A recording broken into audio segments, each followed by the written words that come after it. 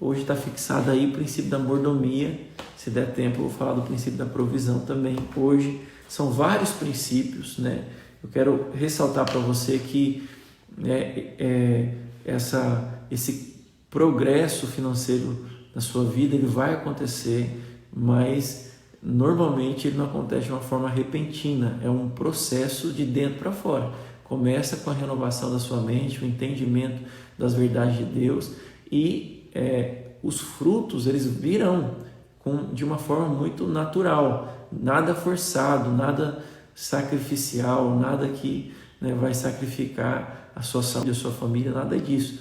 Vai ser algo muito natural, espontâneo, a partir do momento que você realmente ter uma revelação, uma mente renovada, uma mente de Cristo para poder governar grandes riquezas aqui na terra, tá? Quero ler um versículo aqui para você. Esse versículo, vamos ler para você ter revelação da palavra. Provérbios, alguém anota aí a referência.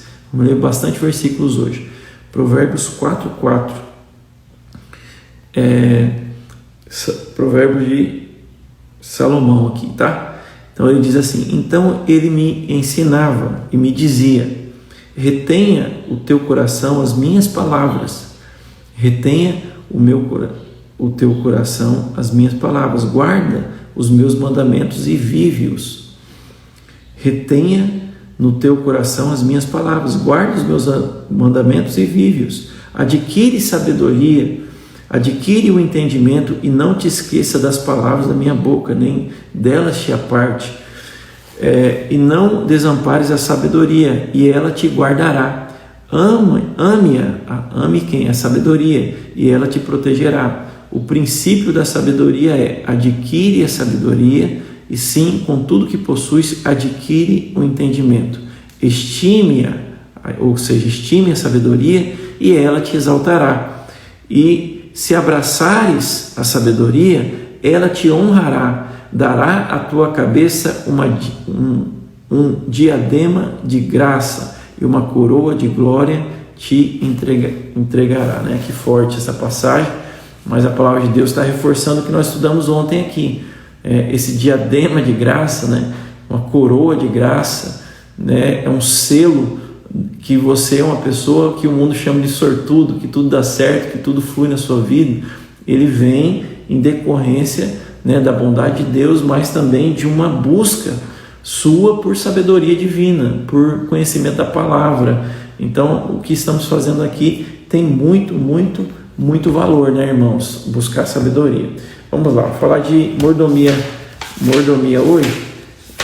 Deixa eu abrir aqui. Eu estou compartilhando uma parte do que eu falo, está nesse livro aqui, né? Se você puder comprar, partes estão nos outros livros que eu postei esses dias atrás, está lá no meu recomendações de livros. Se você puder comprar esses livros e ler, eu não estou seguindo certinho só um livro, estou seguindo alguns princípios na ordem que eu acho que é mais relevante, ordem de importância. Então, esse princípio que nós vamos falar hoje aqui é muito importante.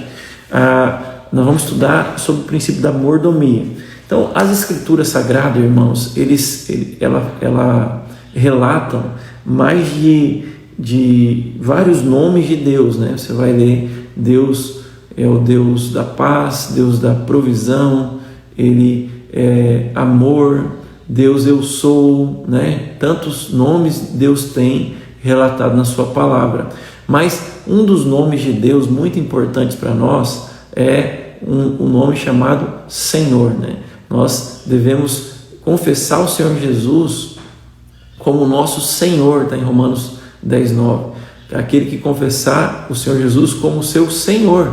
Então, confessar Ele não apenas como Salvador da sua vida, mas como Senhor da sua vida, e crer no seu coração será salvo. Então, o senhorio de Deus é algo que Deus está desde o início da criação do homem e continua estando disponível,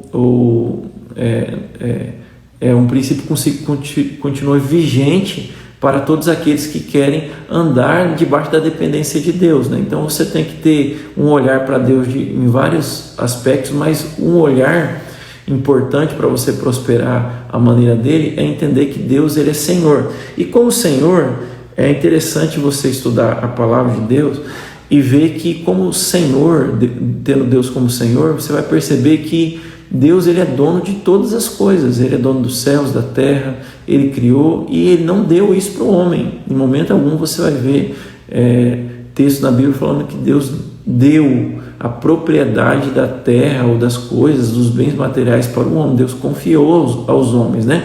Eu quero ler um texto aqui na vida de um homem que foi muito próspero, mas passou por uma grande luta, chamado Jó. E esse homem, ele nos dá uma lição aqui sobre a revelação do senhorio de Deus.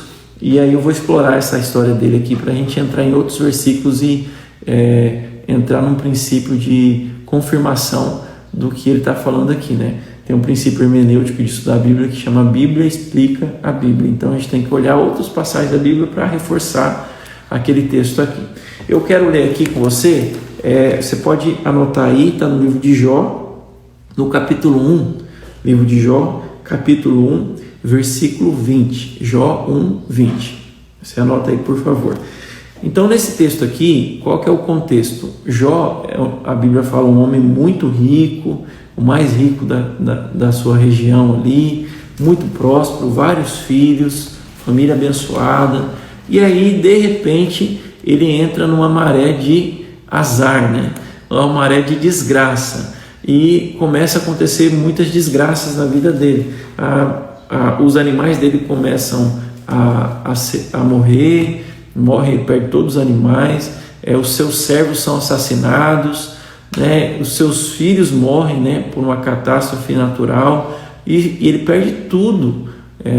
A Bíblia não fala o lapso de tempo que isso acontece, mas relata tudo meio juntinho, a gente não sabe em quanto tempo tudo isso aconteceu, mas o fato é que ele passou por um momento de grande dificuldade, porque ele perdeu tudo que ele tinha, e propriedades, bens, materiais, e até esse momento ele não tinha ainda ficado enfermo, né?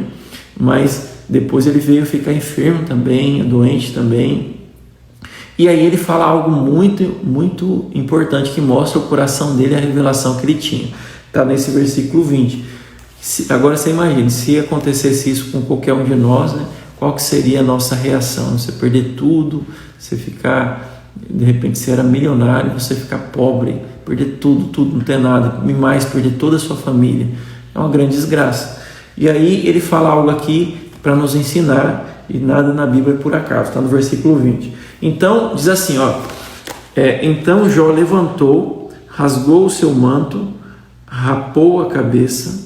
Então fala de um desespero, como todos nós, né, podemos ficar desesperados.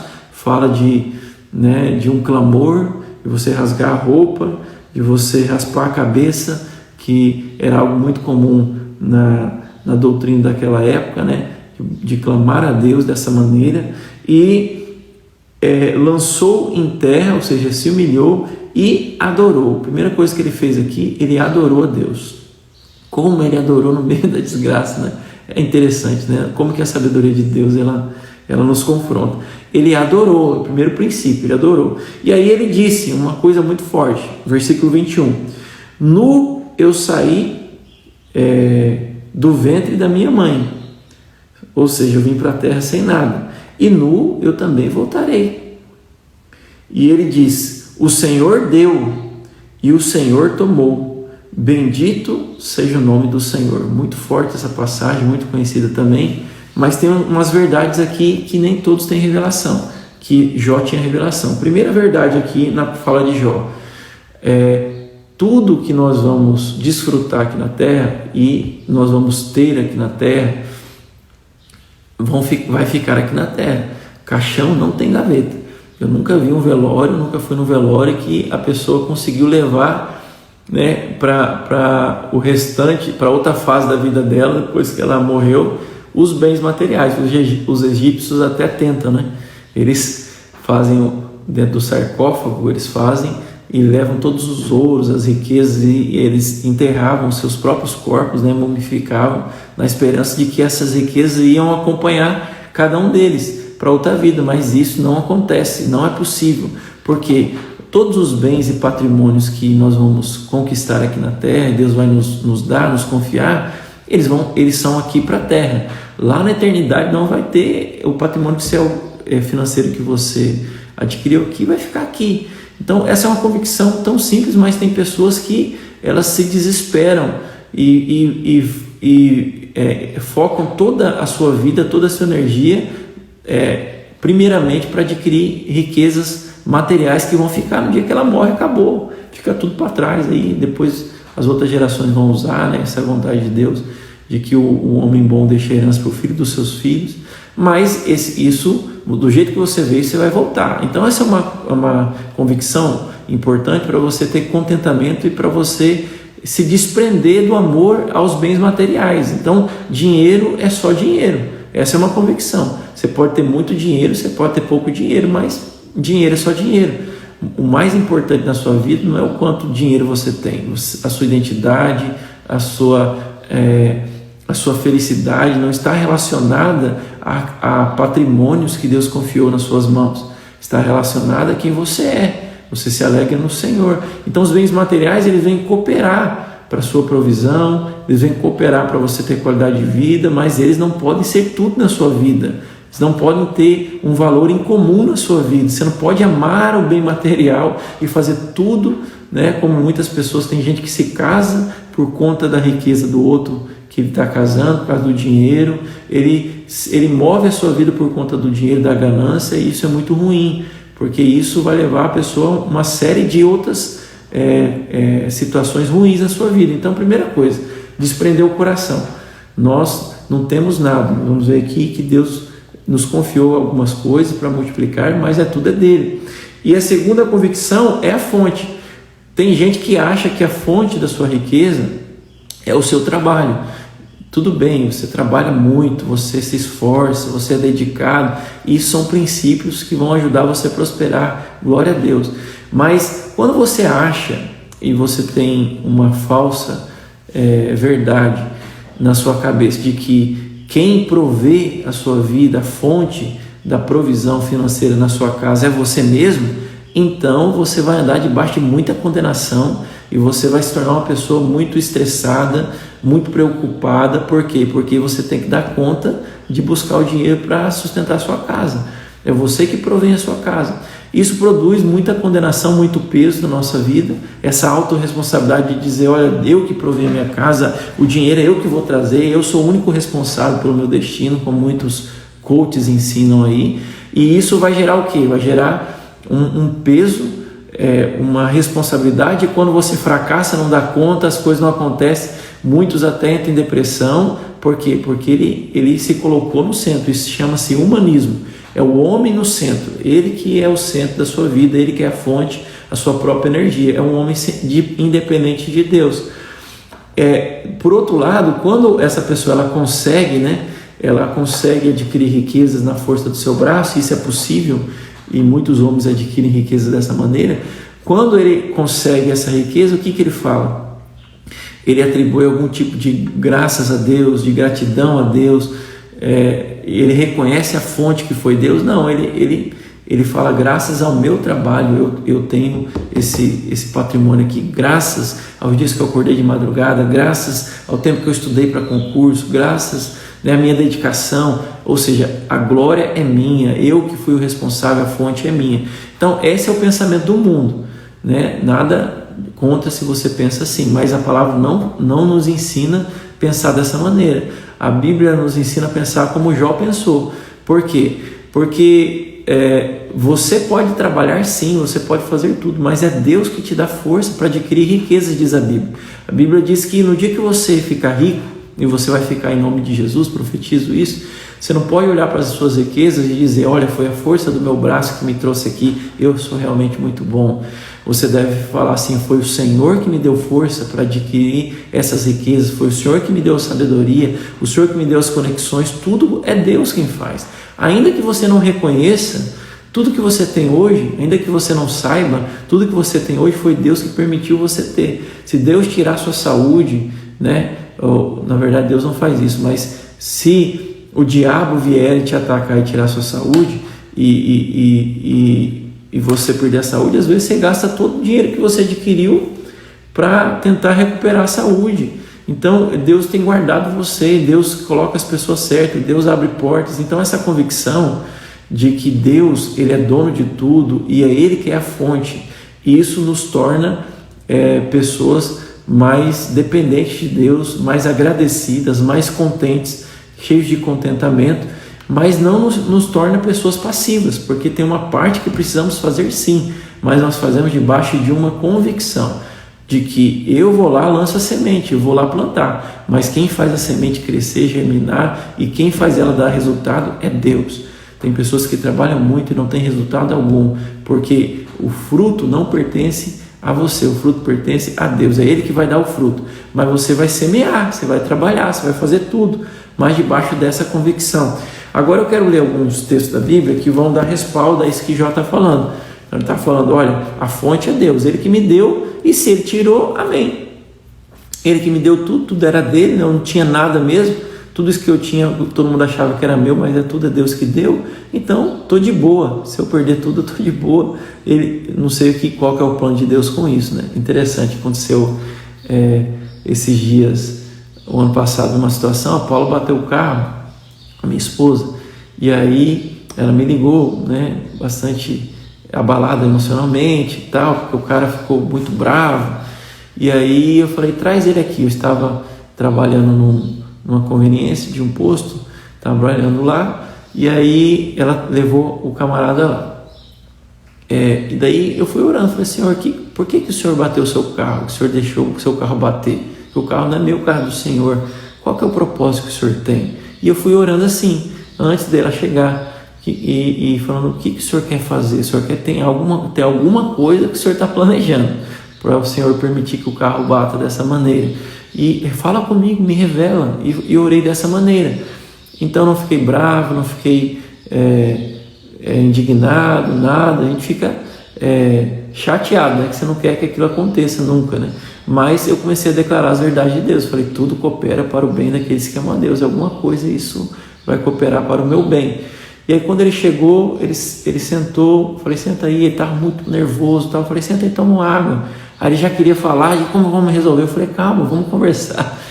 Meu nome é Washington, me apresentei, falei, como que o senhor está? Falei, como que está a sua família? E aí ele falou, não, está bem. Eu falei, como que está a sua saúde? Aí ele falou, isso está ruim. Aí ele começou a falar o quanto que ele estava doente. E naquela hora o Espírito Santo falou comigo, falou assim, eu permiti o carro bater porque eu quero curar esse homem, quero que você ore por ele. E aí na hora eu falei para ele, falei assim, você acredita que Deus é capaz de permitir uma batida como essa, para poder curar você, para trazer você aqui para curar você? E ele falou assim, olha, eu acredito, inclusive eu estou começando a ir na igreja e tal, e eu preciso de um milagre. Deus curou meu neto de uma coisa lá, por isso que eu converti. Eu falei, pois é, Deus vai curar você. E nós oramos ali na conveniência, uma oração muito simples. Eu falei, pai, o Senhor trouxe ele aqui para curar a vida desse homem, ele está fazendo esse tratamento, isso tem arrebentado com a saúde dele, com a alegria dele viver. E nós oramos ali e declaramos que ele era curado e tal. Sabe o que aconteceu? O homem foi curado, você acredita?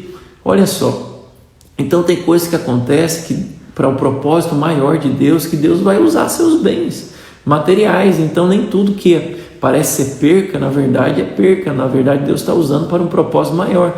Então quando você entende que tudo que está nas suas mãos é de Deus, você começa a ter leveza nessas coisas. Quando vem as situações, acontece, já não é seu mesmo. Se Deus pedir para você dar para alguém, para você ofertar para alguém, você fala, tá bom, o dinheiro não é meu, é do Senhor, né? E da onde veio essa fonte tem muito mais. Deus, a fonte é inesgotável. Amém? Eu quero ler com você um versículo, alguns versículos que falam que Deus, ele é dono de todas as coisas. O primeiro versículo está no livro de Salmos, capítulo 24, 1. Salmos 24, 1. As escrituras, elas dizem assim, Salmos 24, 1. Ao Senhor pertence a terra e tudo que nela contém. Olha que forte.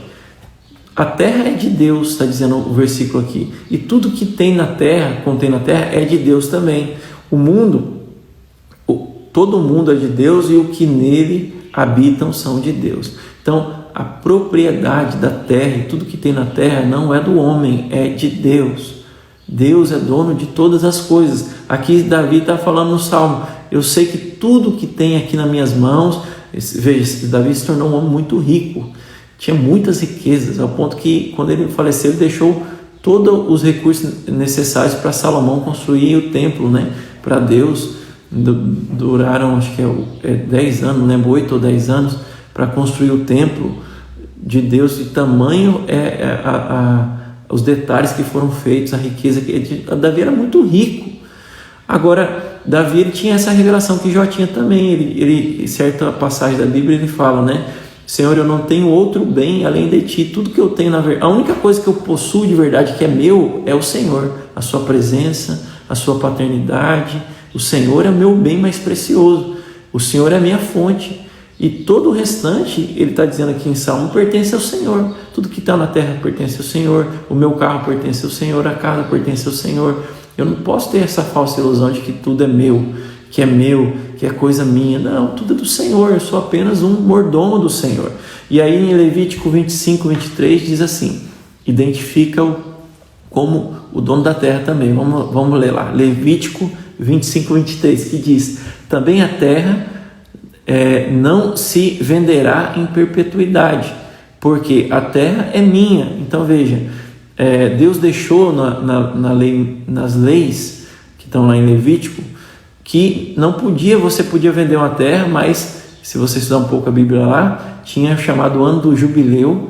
Depois de 49 anos, aquela terra voltava para o dono original, aquele que Deus deu. Então ninguém tinha terra nesse tempo aí, tinha uma escritura e falava: essa terra é minha para sempre. Não, essa terra não era deles, essa terra é do Senhor. Eles usufruíam da terra, ganhavam dinheiro com a terra, plantavam na terra, mas eles tinham convicção de que a terra não era deles de fato, a terra era de Deus, né? Interessante isso, porque quando eu já tive um carro roubado primeiro carro que eu tive com 18 anos, eu comprei um carro, e com 20 anos esse carro foi roubado.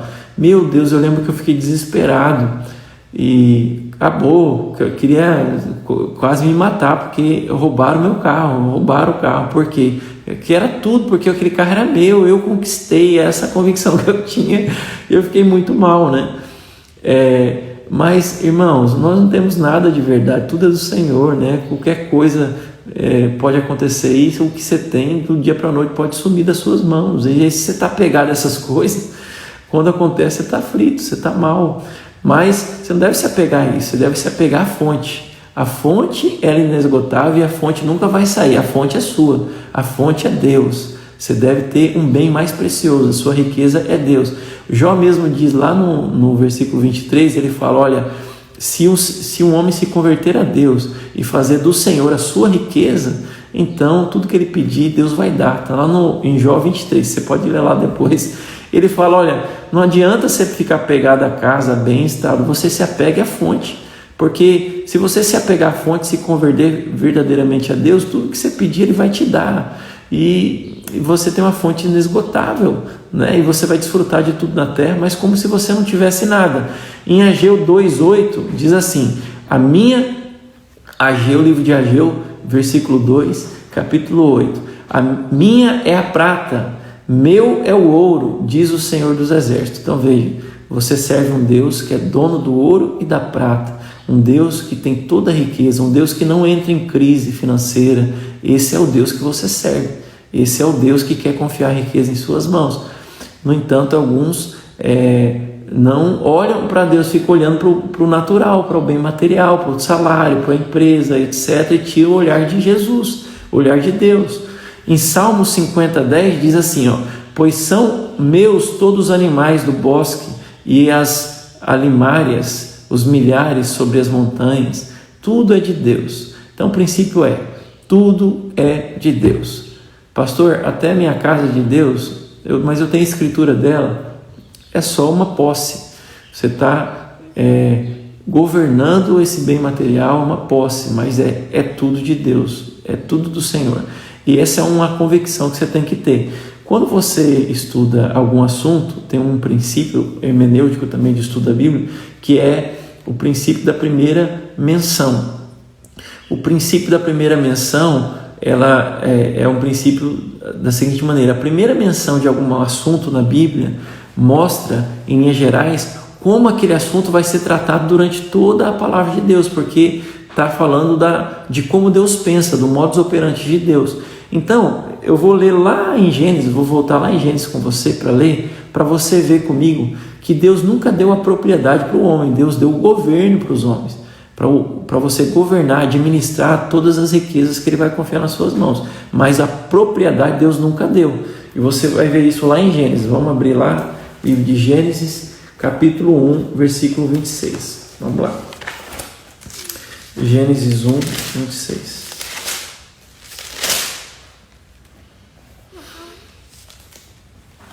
Abre lá, por favor, a palavra de Deus aí. Olha aí a Lu falando: a minha empresa só prosperou quando abri mão de lutar e entreguei para Deus. Ou seja, o que você fez? Essa empresa não é minha, é do Senhor, né? Você consagrou a Deus. Consagrar fala de entregar a propriedade daquilo para Deus. Entretanto, você continua com o governo daquela coisa. Então vamos ver aqui como que Deus planejou essa questão de riquezas, de bens materiais, quando Ele criou Adão. Vamos ver qual que é a cabeça de Deus, como que Deus pensa. Vamos ver, está no Gênesis capítulo 1, versículo 26. Também disse Deus disse aqui, versículo 26, façamos o homem a nossa imagem, como a nossa semelhança. Façamos no plural, porque aqui não estava só Deus Pai, estava Deus Filho e Deus Espírito Santo. Ele fala: façamos o homem a nossa imagem e conforme a nossa semelhança.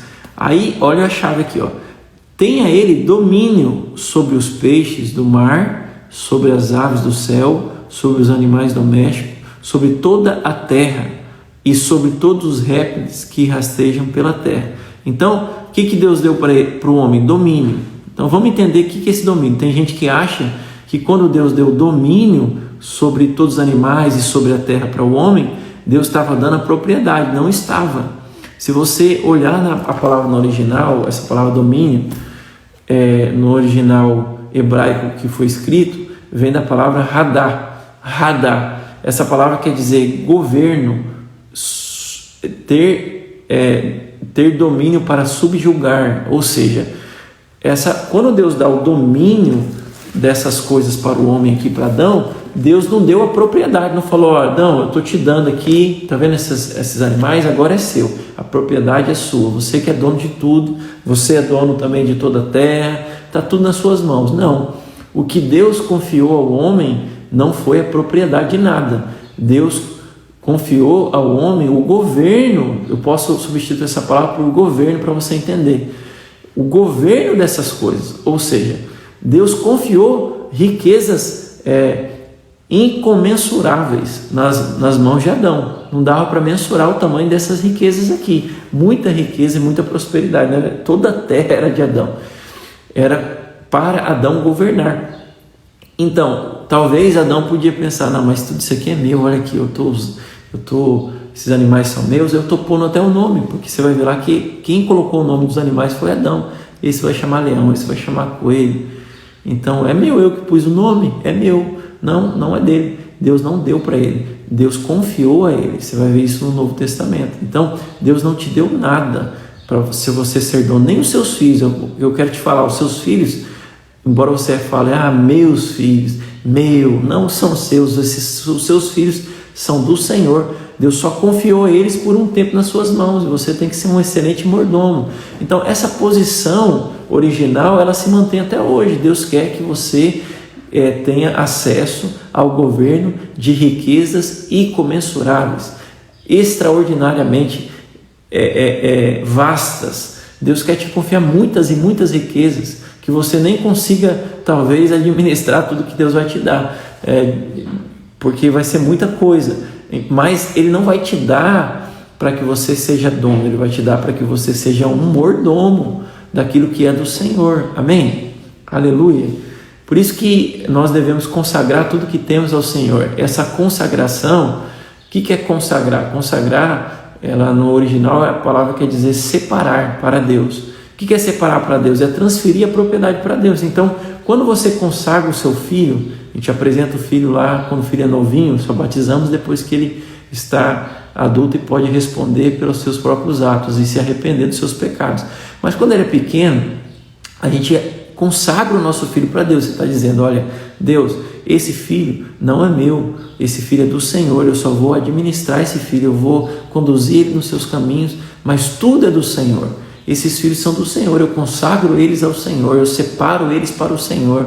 O Senhor faz deles o que o Senhor bem entender. O Senhor só me avisa que eu vou direcionar eles para o propósito que o Senhor tem para a vida deles. Então, da mesma maneira que você faz isso com seus filhos, você deve fazer isso com a sua empresa, se você é empresário, né? Eu tenho empresa, então minha empresa não é minha, é do Senhor. Eu já falei para o Senhor que vai fazer, é o Senhor que vai direcionar qual o propósito do lucro dessa empresa, é o Senhor que vai falar. Então é dele, e eu me desprendo disso. E aí, quando eu consagro a Deus e me torno mordomo, algumas coisas vão mudar na minha forma de administrar isso, mas é outra lição lá na frente que eu vou ensinar. Mas isso é muito importante, irmãos. Se você ler um pouquinho à frente, no versículo 28, nós vamos continuar estudando o texto aqui para você entender o que Deus espera que nós façamos com essas riquezas que Ele nos deu para governar. E Ele fala no versículo 28, e Deus abençoou. Depois que Deus te dá a riqueza, Ele te abençoa. Fala assim, ó, tá aqui a riqueza, confiei nas suas mãos, você vai ser mordomo e eu te abençoo. Em outras palavras, Ele está dizendo, você já tem tudo que você precisa para fazer o que eu vou te pedir. E aí Ele pede para o homem fazer algumas coisas com essas riquezas. Vamos lá. Ele fala, sede fecundo. Primeira coisa, fecundo fala de você gerar, fala de você trazer a existência. Então, quando nós empreendemos, nós trazemos à existência bens materiais, trazemos à existência empregos, trazemos à existência riquezas. Você cria riqueza. Então, Deus já te abençoou para você ser fecundo financeiramente. Você vai criar riquezas. Deus vai te dar, já te deu essa bênção para criar riqueza. Aí Ele fala a segunda coisa. Você criou a riqueza, você vai multiplicar elas também. Você vai multiplicar os bens. Deus está te dando aqui. Então, lá na chave, na parábola dos talentos, você vai ver, Deus deu o bem aos talentos, Ele fala, olha, multiplica. Então, os servos fiéis, os mordomos fiéis, eles multiplicaram aquele bem. Então, o desejo de Deus é que você aprenda a multiplicar. Deus já te abençoou para multiplicar. É muito ruim quando você tem uma vida financeira que você só enterra o talento debaixo da terra. Ou seja, você gasta tudo. Tem uma parte do que Deus te deu que é para você consumir, você vai ver aqui. Mas tem uma parte que não é para consumir, é para multiplicar. E o desejo de Deus é que você multiplique, que você cresça, que você prospere. Isso está muito claro aqui nessa primeira menção na Bíblia. E Ele fala, enchei a terra e sujeitar e dominar. E Ele fala do governo. Então não adianta você ter riquezas, multiplicar, se você não aprender a sujeitar, a governar, a administrar. Tem gente que é o dinheiro que manda nele, não é ele que manda no dinheiro, entende? O dinheiro, presta atenção nessa frase, o dinheiro, ele é um excelente servo, mas é um péssimo patrão. Vou repetir, o dinheiro é um excelente servo, mas é um péssimo patrão. Então o dinheiro não pode ser o seu senhor, você só pode ter um senhor, que é Deus. Não é possível servir a dois senhores. Ou você serve a Deus, ou você serve a riqueza. Então, o dinheiro não é seu senhor. Não é ele que define a sua vida. Não é ele que define quantos filhos você vai ter. Não é ele que define se você vai fazer uma coisa ou não vai. Quem define isso é Deus. E se Deus definiu, a provisão vai vir, Ele vai te dar. Então, você tem que ser guiado pela direção de Deus e não pela direção do dinheiro. Parece uma loucura. Eu avisei para você que tem coisas que eu vou ensinar aqui que estão na Bíblia que parece loucura, né? Irracionais.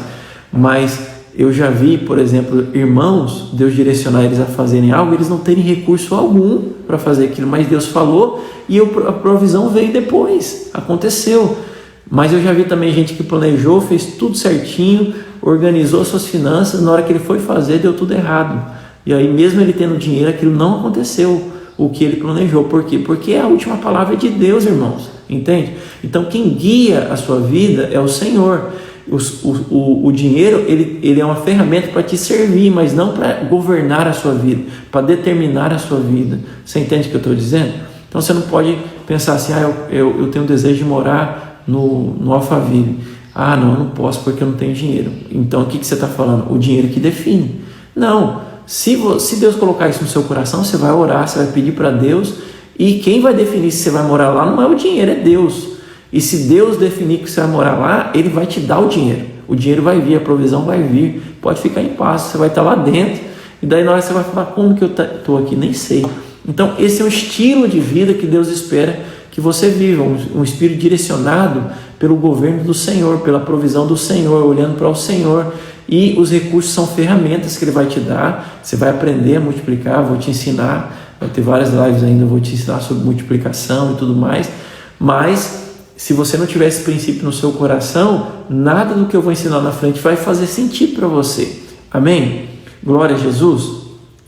Então, eu quero encerrar essa 7h49, essa live, falando algo para você. Há uma promessa de Deus, que Deus fez para nós, uma promessa. Se você definir hoje, se você decidir hoje fazer uma oração comigo, e decidir deixar de ser dono das suas coisas e entregar tudo para Deus, um dia eu fiz essa oração, eu vou fazer isso com você. Você precisa entender quem Deus é, porque ninguém vai entregar tudo nas mãos de alguém que não confia e de alguém que não conhece. Você precisa conhecer Deus. Eu quero te falar quem é Deus. Deus é um Deus generoso. Deus é tão generoso, irmãos, tão generoso que jamais você vai ver um justo, aquele que confia em Deus, mendigar o pão, porque Deus é generoso. Deus nunca vai te deixar numa fria. Deus nunca vai te colocar, vai fazer sua vida piorar, sua vida só vai melhorar. Mesmo quando parece que sua vida está piorando, na verdade Deus está governando a sua vida para uma direção de prosperidade, né? Nem sempre você está ganhando dinheiro naquele momento, fala de que Deus está prosperando você. Judas, ele trocou a traição que ele fez com Jesus por 30 moedas de prata. Alguém podia olhar para ele e falar, rapaz, está ganhando dinheiro, está prosperando, ganhou dinheiro, mas logo depois ele se suicidou e ele perdeu tudo. Então tem dinheiro que não é para vir para sua mão, não é, porque não são frutos da bênção de Deus, do propósito de Deus, não é por propósito, não, esse dinheiro você não queira pegar nele, não é dinheiro que é abençoado, é dinheiro amaldiçoado. Agora, tem ocasiões que são contrárias, parece que você perdeu, mas na verdade você está prosperando. Quando José é enviado para a prisão, todo mundo pode falar, coitado desse homem, não é próspero, olha lá. Você não julga a prosperidade do homem por aquele momento, entende? Ele foi para a cadeia, mas 2 anos depois ele virou governador do Egito. Pensa, olha onde Deus colocou esse homem, olha o tamanho da riqueza que ele tinha, e veja, ele foi mordomo, ele não era dono de nada, ele tornou o Faraó o homem mais rico do planeta naquela época, que comprou todas as terras, e ele era um mordomo, mas ele como mordomo abençoou a sua família, como mordomo abençoou toda a sua geração, salvou a humanidade naquele tempo da fome. Então veja, é esse modelo de prosperidade que você tem que construir em Deus. Então eu quero te falar algo, Deus, Ele prometeu para você provisão. Ele diz na tua palavra, olha, se Deus sustenta um passarinho, se Deus veste a flor do campo, né, o lírio do campo, muito mais Deus vai vestir você e Deus vai te dar alimento, nunca você vai passar necessidade. Se você servir a Deus, jamais você vai perecer, nunca vai acontecer isso, Deus vai sustentar você. Ainda que aconteça o que aconteceu com Jó, o que vai acontecer? Deus vai te prosperar, Deus vai te sustentar, Deus vai te dar provisão. Então a provisão é prometida, você não precisa ter medo, né? O Senhor, Ele é o Deus da provisão, né? Um dos nomes de Deus é Jeová Jireh, que quer dizer o Senhor proverá. Deus vai te prover na sua jornada, Ele vai sustentar a sua família. Talvez você está assistindo essa live, você está passando um momento de dificuldade e a sua empresa está sendo derretida com base nas finanças, você perdeu o emprego. Eu quero te falar, você tem um Deus que chama Jeová Jireh, o Senhor da provisão, e Ele vai prover, você não vai padecer, pode ficar em paz, confia no Senhor, os seus caminhos no Senhor, e tudo Ele fará. E Ele diz na tua palavra, né? Está no livro de Mateus 6,33, buscai, pois, em primeiro lugar o seu reino e a sua justiça, e todas essas outras coisas vos serão acrescentadas. Que essas coisas Ele está dizendo? Tudo que você precisa vestir, precisa comer, você precisa viver com fartura, Deus vai te dar, pode ficar em paz, Deus vai te dar. Só que eu ouso dizer nessa manhã que Deus não vai te dar apenas a provisão da sua vida, porque Deus é exageradamente generoso, né? Deus, Ele não é apenas Deus, Ele é Pai, e pais são generosos com seus filhos. E eu quero encerrar lendo essa passagem para você, para gerar fé no seu coração. Deixa eu abrir aqui a palavra de Deus aqui. Está no livro de Mateus 7,7. Fácil decorar esse versículo, Mateus 7,7. Olha aqui, ó, Mateus 7,7. Pedi e dar-se-vos-á, buscai e achareis, batei e abrir-se-vos-á, pois todo o que pede recebe, e o que busca encontra, a quem bate abrir-se-lhe-á. O qual dentre vós é o homem que, se porventura o filho pedir pão, lhe dará pedra? Ou se lhe pedir peixe, lhe dará cobra? Ora, se vós que sois maus, sabeis dar boas dádivas aos vossos filhos, quanto mais vosso Pai que está nos céus dará boas coisas ao que lhe pedirem.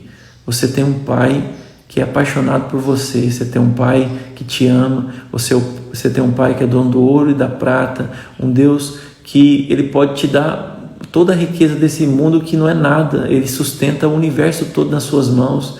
Deus, tudo que você precisa não é nada para Deus. Ele não lançar de uma palavra, Ele pode mudar completamente a sua história. É esse Deus que é seu Pai, que te ama, e Ele fala para você nessa manhã: se você que é pai e é mãe, e quando seu filho pede algo, você não mede esforços para sacrificar o que for necessário para dar para o seu filho, você que é homem pecador, você que é um homem carnal, às vezes você ama tanto o seu filho e abençoa muito mais o seu Pai que está no céu. Sabe, Deus é tão exagerado que você pode pensar: Deus não vai me dar só a provisão, Ele vai me dar muito mais. Você vai ver que Deus é um Deus exagerado na Bíblia. Quando Ele vai Pedro vai pescar e Ele fala: vai lá e lança as redes, eu vou te dar um pouco de peixe agora. Ele não dá apenas um peixinho, 2 peixinhos para Pedro. Ele enche a rede de Pedro, que o barco quase foi a pique, quase o barco naufragou de tanto peixe que Deus deu, e ele teve que chamar os amigos dele e dividir os peixes. Eu fico pensando, aquele dia foi uma festa ali no arraial, porque todo mundo teve muito peixe, não tinha onde armazenar tanto peixe, ou seja, transbordou. A Bíblia fala: honra o Senhor com as primícias dos seus bens, que transbordarão os seus lagares de vinho. Ou seja, Deus não vai te dar apenas para você ter a sua provisão. Deus vai te dar tanto que vai transbordar. Fala, Deus é exagerado. Quando Ele multiplica os pães e os peixinhos e Ele dá a provisão, fala do quê? Fala do alimento, das vestes. Ele dá a provisão, todo mundo come e se sacia, o pão e peixe. E no final o que acontece? Sobram 12 cestos de pães, cheios de pães.